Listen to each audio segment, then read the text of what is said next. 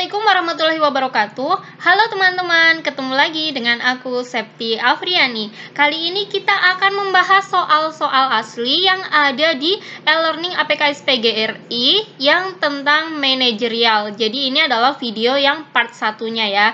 Jangan lupa buat teman-teman yang baru gabung untuk nyalakan loncengnya. Jadi ketika part selanjutnya rilis, teman-teman bisa langsung tonton videonya. Nomor 1, saya baru saja dimutasikan ke unit lain yang sama sekali baru bagi saya. Sikap saya adalah titik-titik. A. Berusaha mempelajari dan memahami mekanisme kerja unit melalui rekan sejawat. B. Mengamati proses pekerjaan yang dilakukan rekan satu tim. C. Berusaha memahami mekanisme kerja unit melalui arsip dan aturan kebijakan. D. Duduk-duduk saja sambil menunggu perintah atasan. E. Mengamati proses pekerjaan yang dilakukan rekan sejawat. Nah, teman-teman di sini tuh kan ceritanya baru pindah dan itu tuh semuanya baru. Otomatis kan kita harus menyesuaikan diri, ya kan? Kita harus memahami, ya kan? Nah, berarti kira-kira yang mana nih? Kalau yang A, berusaha mempelajari dan memahami mekanisme kerja unit melalui rekan sejawat. Di sini kita belajar tentang kerjaan kita melalui teman, disimpan dulu ya. Kalau yang B, mengamati proses pekerjaan yang dilakukan rekan satu tim. Kalau cuma mengamati itu jelas enggak ya teman-teman. Kalau kita mengamati kan pasti ada yang belum sesuai gitulah kalau cuma mengamati. Kalau yang C, berusaha memahami mekanisme kerja unit melalui arsip dan aturan kebijakan, bisa jadi ini, bisa jadi ya dua ini. Terus kalau D, duduk-duduk saja sambil menunggu perintah atasan, ini jelas kita big no ya, langsung dicoret aja. Karena di sini duduk-duduk aja ya berarti kita kayak nggak punya inisiatif, nggak ada semangat gitu kan. Kalau yang E, mengamati proses pekerjaan yang dilakukan rekan sejawat, ini juga enggak, karena di sini cuma mengamati. Jadi untuk opsi B dan E itu kan mirip ya. Nah, tinggal antara A dengan yang C. Kita harus memahami dan belajar itu melalui apa? Rekan sejawat atau melalui arsip dan aturan? Jawaban yang lebih tepat itu yang C. Karena kalau melalui arsip dan aturan kebijakan itu pasti sudah sangat detail gitu ya teman-teman. Tapi kalau ke rekan, ke teman ya, pasti kan dijelaskannya kayak ya siapa juga yang mau jelasin secara detail banget kan. Ya kemungkinan besar bakal dijelasinnya hanya gambaran umumnya. Jadi lebih tepat yang menggunakan arsip dan aturan kebijakan. Soal nomor 2, psikologi keorganisasian adalah ilmu yang membahas tentang titik-titik. Di sini semuanya membahas tentang perilaku manusia ya teman-teman. Ini kan psikologi keorganisasian. Ya udah berarti kita bahas kita cari yang mengarah ke organisasi. Yang mana nih kira-kira? Udah jelas banget yang D, ya kan? Psikologi organisasi itu adalah ilmu yang mempelajari manusia dalam hubungan dengan organisasi atau perilaku manusia dalam setting organisasi. Untuk fokus studi psikologi organisasi lebih ke cara pengambilan keputusan dalam suatu organisasi didasari oleh sistem, budaya, leadership, dan human capital. Soal nomor 3, suatu hari Anda sedang makan bersama rekan kerja. Beberapa saat kemudian datang seorang anak gelandangan yang mengatakan ia lapar dan meminta uang atau sisa makanan. Sikap Anda terhadap situasi ini adalah titik-titik. A. Pergi membelikan makanan. B. Memberikan ia sisa makanan dan uang. C. Menyantuninya. D. Menanyakan di mana orang tuanya dan lalu mengantarkan anak itu ke orang tuanya. E. Memberikan ia uang lalu menyuruh pergi. Oke teman-teman, kita bahas di sini. Di sini itu kan kasusnya lagi makan bareng sama temen. Nah, tiba-tiba ada anak gelandangan datang yang lapar dan minta uang. Jadi kan masalahnya dia lapar dan minta uang atau sisa makanan ya, atau sisa makanan. Berarti ya kita harus menyelesaikan masalah ini ya kan. Nah, kalau yang A, pergi membelikan makanan, iya. Bisa jadi ya, coba kita bandingkan dengan yang lainnya. Kalau yang B, memberikan ia sisa makanan dan uang. Walaupun si gelandangan itu mintanya sisa makanan, tapi apa iya sih kita mau ngasih sisa makanan? Kan kayak nggak etis banget ya. Berarti yang ini salah. Terus menyantuninya di sini nggak ada keterangan apa-apa ya. kurang mengarah ke sini, ke permasalahannya. Jadi enggak. Kalau yang D menanyakan di mana orang tuanya dan lalu mengantarkan anak itu ke orang tuanya, ini juga enggak, teman-teman. Karena apa? Karena di sini masalahnya anak itu lapar, ya kan? Nah, di sini kalau yang D itu cuma orang tuamu di mana terus nganterin, dan saat itu kan kita sedang makan bareng teman, ya masa temennya bakal ditinggal, ya kan? Jadi enggak. Kalau yang E memberikan ia uang lalu menyuruh pergi, di sini ada kata-kata lalu menyuruh pergi itu kayak gimana gitu ya. Walaupun nggak disuruh pergi pun anak itu pasti bakal pergi kalau udah dikasih uang. Jadi enggak. Jadi yang paling tepat itu adalah yang A, pergi membelikan makanan. Karena di sini sedang makan bersama, jadi kemungkinan kan tempat makannya itu nggak jauh dari tempat kita berada itu gitu loh. Jadi tidak terkesan meninggalkan teman kerja dalam waktu lama. Soal nomor 4, masalah paling vital dalam organisasi dan sering menjadi tantangan manajer adalah titik-titik ya. A. Masalah teknologi yang selalu berubah. B. Masalah manusia dan perilakunya. C. Masalah sistem dan prosedur kerja. D. Masalah konsep dan perencanaan. E. Masalah manusia dan keinginannya. Karena ini itu ada kata kunci manajer ya. Manajer itu kan ya memimpin orang-orang, memimpin yang kerja di situ ya kan. Berarti ya bukan tentang masalah teknologi ya kan. Karena itu bukan fokus utamanya si manajer.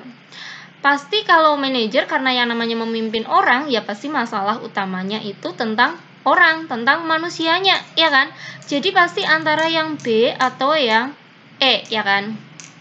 Nah, unsur manusia merupakan unsur yang paling penting dan vital dalam penentuan hasil proses kerja. Manajer perlu memiliki keterampilan menangani orang-orang yang bekerja sama dia. Perilaku manusia di dalam organisasi itu dipengaruhi oleh kebutuhan dan kepentingan manusia yang akan menimbulkan semangat dan motivasi kerja. Jadi intinya itu tentang masalah manusia dan perilakunya. Jadi karena gini, apa sih yang tadi, kebutuhan dan kepentingan manusia itu akan mempengaruhi perilaku manusianya. Jadi jawabannya yang masalah manusia dan perilakunya, bukan masalah manusia dan keinginannya, tapi perilakunya. Soal nomor 5, tuntutan tugas Anda adalah mencapai target produksi sesuai dengan standar yang ditetapkan. Akibat kelelahan fisik, Anda melakukan kesalahan sehingga produk tidak memenuhi standar kualitas yang ditetapkan. Apa yang akan Anda lakukan? A. Tetap menghitung produk cacat dalam pencapaian produk hari itu. B. Mengakui ada kesalahan dan siap menerima konsekuensi dari hal tersebut. C. Mengakui kesalahan tetapi tidak mau bertanggung jawab sendiri karena kerja tim. D. Menginformasikan ada beberapa produk cacat pada rekan kerja. E. Mengakui kesalahan dan menginformasikan kepada rekan sekerja. Di sini itu berarti otomatis karena ini akibat kelelahan fisik, maksudnya tuh diri sendiri ya kan. Terus dia membuat kesalahan, ya berarti dia harus jujur mengakui kesalahannya ya kan. Yang jelas itu mengakui kesalahannya.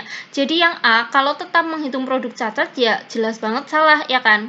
Mengakui ada kesalahan, ya B mengakui ada kesalahan, ya. Yang C juga mengakui ada kesalahan. Kalau yang B mengakui ada kesalahan dan siap menerima konsekuensi dari hal tersebut, berarti dia bertanggung jawab ya kan. Tapi kalau yang C tidak mau bertanggung jawab sendiri karena kerja tim, bukan itu ya. Walaupun itu kerja tim, tetapi kan di sini akibat kelelahan fisik yang dilakukan oleh dirinya gitu kan. Jadi jawabannya itu yang B. Kalau yang D, menginformasikan ada beberapa produk cacat pada rekan kerja, ya cuma ngasih tahu tapi nggak bilang bahwa itu tuh karena kesalahannya, ya kan? Kalau yang E, mengakui kesalahan dan menginformasikan pada rekan kerja, ya di sini dia mengakui kesalahan dan cuma menginformasikan, tapi tidak ada rasa untuk menerima konsekuensinya atau pertanggungjawabannya. Soal nomor 6, pertimbangan dalam memilih anggota tim adalah titik-titik. A. Yang mau bergabung. B. Pentingnya pendapat atasan. C. Yang memiliki latar belakang yang berbeda. Cenderung ke jawaban ini karena dapat memperkaya perspektif atau sudut pandang dalam pengambilan keputusan. Yang D. Yang sevisi saja, terkesan kurang bagus. E. Yang mudah bergaul dengan siapa saja. Di sini udah jelas ya, ini kenapa di LMS-nya tuh ada dalam kurungnya, padahal ini tuh mengarahkan ke jawaban ya. Udah jelas banget jawabannya itu yang C. Karena ya ini udah disebutkan, karena kalau misal anggota timnya berbeda latar belakang, kan pasti akan menghasilkan solusi dari permasalahan atau memberikan jawaban ketika ada permasalahan itu dari sudut pandang yang berbeda-beda gitu kan. Kalau yang A jelas enggak, yang mau bergabung aja jelas enggak, ini juga enggak. Yang sevisi saja ini juga enggak ya teman-teman. Yang mudah bergaul dengan siapa saja ini juga enggak. Soal nomor 7, seorang staf HRD di sebuah instansi menawarkan kepada Anda bahwa Anda bisa diterima sebagai karyawan di perusahaan tersebut. Namun Anda dimintai sejumlah dana agar proses tersebut berjalan lancar. Sikap Anda adalah titik-titik. A. Menolak tawaran itu dan mencoba melamar dengan cara yang baik atau ikut seleksi. B. Melaporkan ulah HRD itu kepada pimpinan perusahaan. C. Mempertimbangkan tawaran itu. D. Menerima tawaran itu, toh tidak ada yang tahu. E. Memberikan dana tersebut asal Anda bisa bekerja di perusahaan itu. Kalau kayak gini, ada yang menawarkan dari pihak HRD atau oknum perusahaan itu, ya intinya nggak mau ya kan. Intinya tuh jangan mau ya kan. Nah, yang nggak mau tuh yang mana ya kan. Kalau yang A, menolak tawaran itu dan mencoba melamar dengan cara yang baik atau seleksi. Nah, ini nih jawabannya. Yang jelas kita harus menolak tawaran itu. Kalau yang B, melaporkan ulah HRD itu ke pimpinan perusahaan, ya siapa kita ya kan? Kita nggak ada hak untuk hal itu ya kan? Karena kita masih posisi orang lain. Kalau yang C, mempertimbangkan, wah jelas banget ini juga enggak ya, harus tegas pokoknya ditolak. Menerima tawaran apalagi ini, memberikan dana asal diterima apalagi ini ya, jelas banget enggak. Jadi yang jelas harus ditolak tawaran seperti itu. Soal nomor 8, Anda sedang mengerjakan tugas di perpustakaan dan 1 jam lagi harus selesai. Tiba-tiba ada teman Anda yang menanyakan letak suatu buku. Apa yang Anda lakukan? A. Menyampaikan kalau Anda sedang sibuk. B. Mengatakan tidak tahu posisi buku tersebut. C. Meninggalkan pekerjaan Anda sebentar untuk mengantarnya menunjukkan buku yang dimaksud dan kembali melanjutkan pekerjaan Anda. D. Memberitahukan hanya letak rak dan posisi bukunya saja.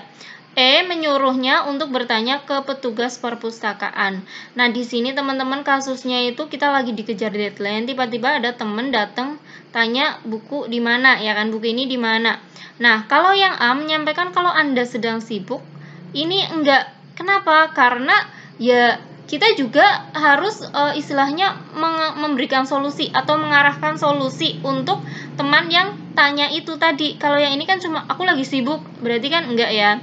Kalau yang B mengatakan tidak tahu, ya walaupun kita tidak tahu, tapi seenggaknya kita harus memberikan solusi. Kalau ini kan enggak ada solusinya yang B.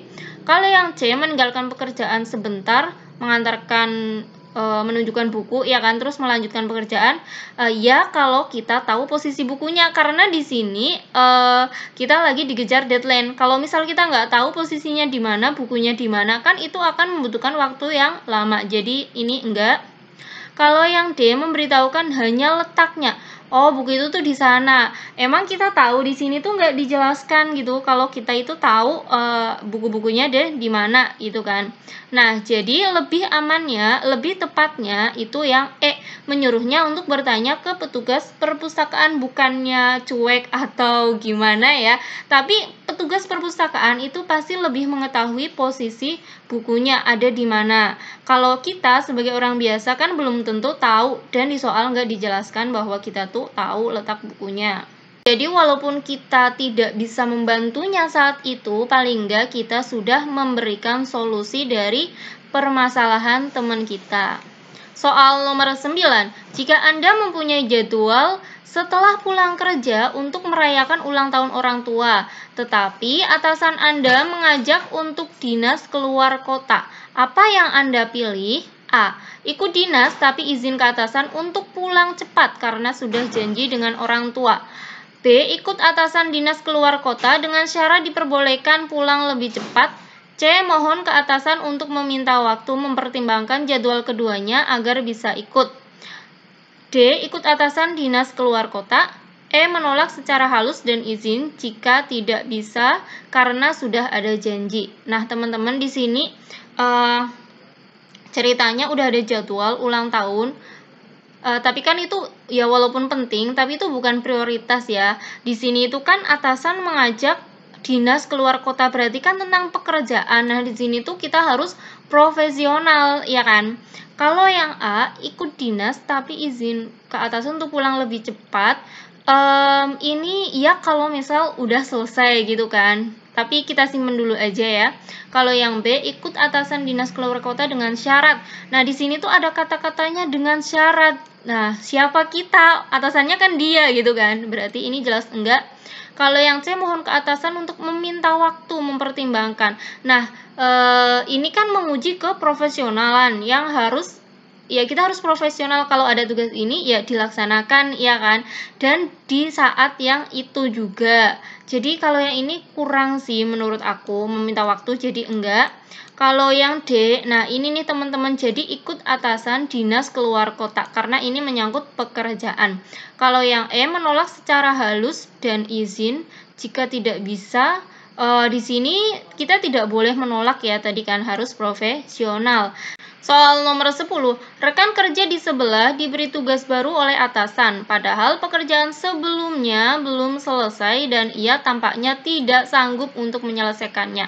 Sebagai rekan kerja, apa yang kamu lakukan? A. Membiarkannya. B. Membantunya setelah menyelesaikan pekerjaan sendiri. C. Memberikan semangat kepada dia. D. Menawarkan secara langsung bagian mana yang bisa dibantu. E. Mengajak teman-teman lain untuk membantu pekerjaannya. Oke teman-teman, di sini intinya teman kita dikasih tugas dan dia itu kelihatannya nggak sanggup menyelesaikan, ya kan, karena yang sebelumnya belum selesai. Kalau yang A, membiarkannya, ini jelas enggak, tidak memberikan solusi, ya kan, paling nggak harus memberikan solusi atau mengarahkan. Kalau yang B, membantunya setelah menyelesaikan pekerjaan sendiri. Nah, ini teman-teman, jadi yang penting pekerjaan kita itu harus selesai dulu baru bisa membantu, karena tanggungan kita itu kan yang utama gitu loh. Kalau misal kita langsung bantu kayak yang opsi D, menawarkan secara langsung bagaimana yang bantu, ya kita langsung bantu, wah dia kasihan banget ya, aku bantu deh, mana nih yang bisa dibantu. Tapi kita juga punya pekerjaan, jadi harus diselesaikan dulu. Takutnya kalau misal kita langsung bantu, malah pekerjaan kita yang nggak selesai, ya kan. Jadi yang D itu kurang tepat. Kalau yang C, memberikan semangat, masa cuma nyemangati doang tapi nggak membantu, ya kan? Ini jelas enggak. Kalau yang E, mengajak teman-teman lain untuk membantu pekerjaannya, juga enggak. Karena tadi kita harus menyelesaikan dulu pekerjaan yang kita miliki, baru bisa membantu. Nah, terima kasih buat teman-teman yang udah mampir nonton video di sini. Semoga videonya bermanfaat.